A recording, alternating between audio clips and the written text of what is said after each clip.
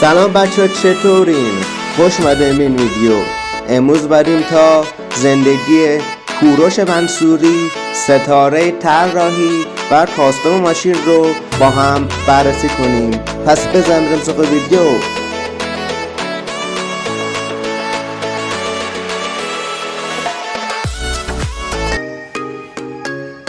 کوروش منصوری کارآفرین ایرانی بریتانیایی که در چالوس استان مازندران به دنیا اومد.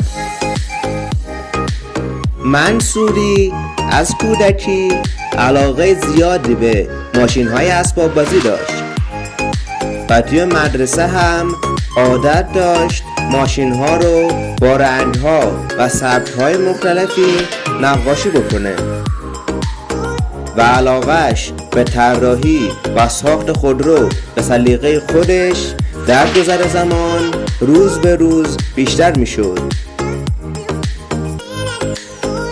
کوروش منصوری بعد از فارغ التحصیل شدن از دبیرستان در سن 19 سالگی قبل از شروع جنگ ایران و عراق با خانواده‌اش به انگلیس مهاجرت کرد. اون بعد از مهاجرت به انگلیس و دیدن خودروهای جدیدتر و بهتر علاقش به ماشین خیلی بیشتر شد و این باعث شد که تصمیم یادگیری قطعات و طراحی خودرو رو بگیره.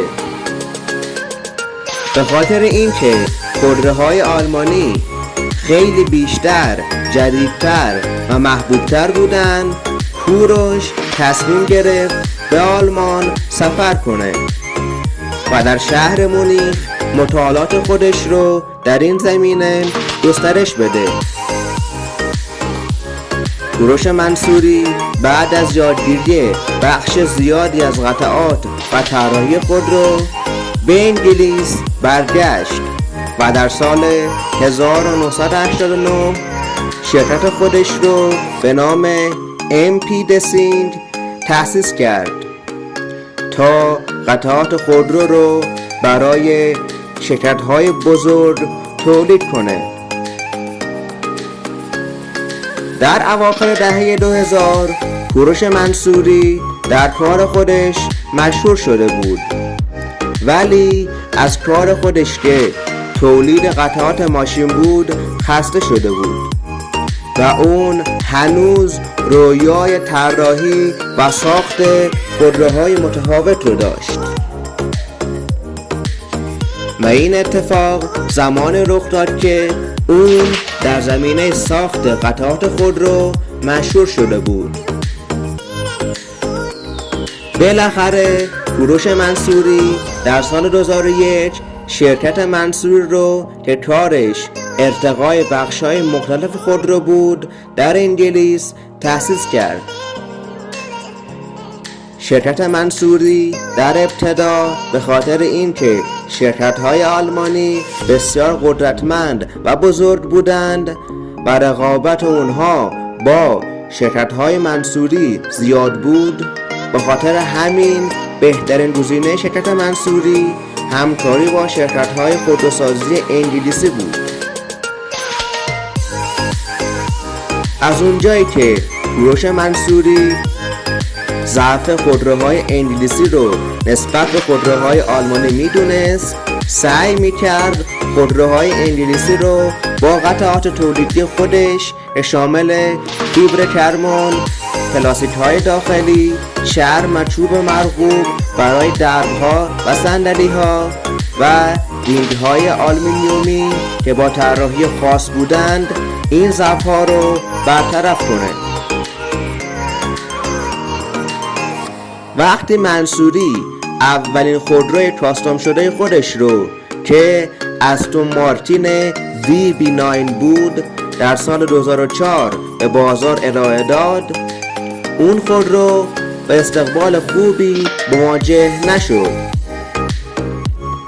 اما شرکت منصوری از کار خودش ناامید نشد و دوباره در سال 2005 با همکاری استون مارتین ماشینی به اسم بندویش که موتور 570 اسب بخاری و 12 سیلندر قدرت داشت رو به بازار ارائه کرد که اون ماشین با استقبال بی‌نظیر و قیمت باور نکردنی $700,000 خریداری شد. پس از موفقیت در فروش این ماشین، شرکت منصوری فعالیت خودش رو گسترش داد و در سال 2007 شرکتی به نام راین اسپید رو در سوئیس خریداری کرد که کار اون شرکت ارتقای ماشین‌های پورش بود. کوروش منصوری از طریق این شرکت قطعات خودش رو به شرکت‌های پورش و رنج‌روور عرضه می‌کرد.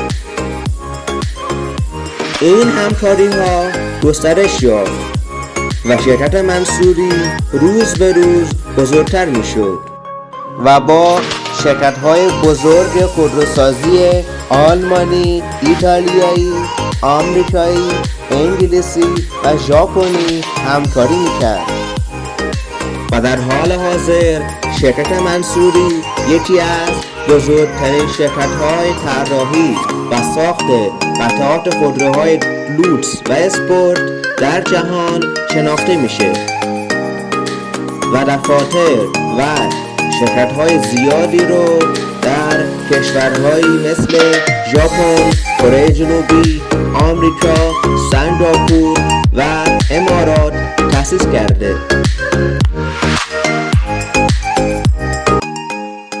کوروش منصوری، نابغه ایرانی در صنعت خودرو.